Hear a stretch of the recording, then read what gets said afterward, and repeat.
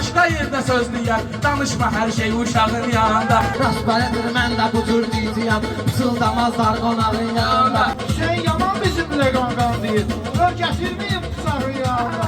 Ay Hüseyin, Rüfət sənin ustadındır, olmacınan darmadağın yanında. Elə Rüfətin şofra yaxşı deyir bu, qoyub oturub oturacağın yanında. Mənə yanımda əyləşirdi səbəb var, oturmurar balqabağın yanında.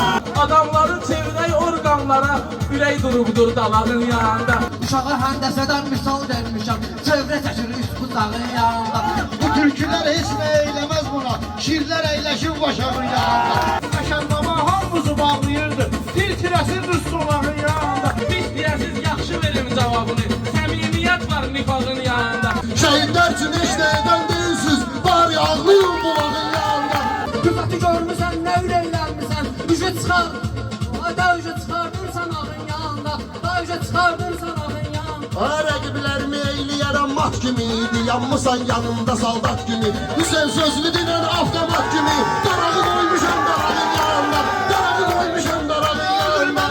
Sən şəhidin göstərərəm qulağını, yan gözlə dayanacağın yanında. Bunlar calaq edirlər qardaş bir-birinin, calaq durubdur calağın yanında. Sən pivədən vururam bala-bala, limon, noxda limon sıxsa sağın yanında. İndi gəlib pivə vurursan baya, namaz qılırdın ocağın yanında. Limon sıxıb pivə vuran qardaşım, mühür qoyurdun yatağın yanında.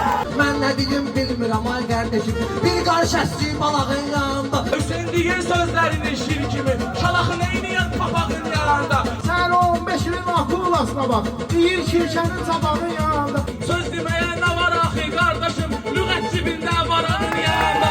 Bu 3 nəfər kiçikdən də kiçikdir, bizim talış ittifaqın yanında. Özünüz baxın, sonra da qiymət verin, bu at işləyir ulağın yanında.